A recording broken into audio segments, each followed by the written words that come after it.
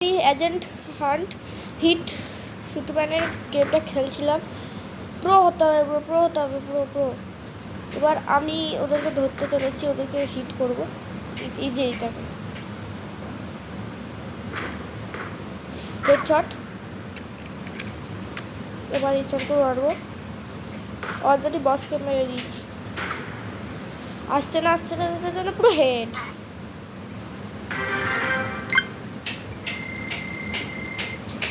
শুধু 320 কয়েন্স পেয়েছিলাম। এবার কন্টিনিউ করবো খেলাটা।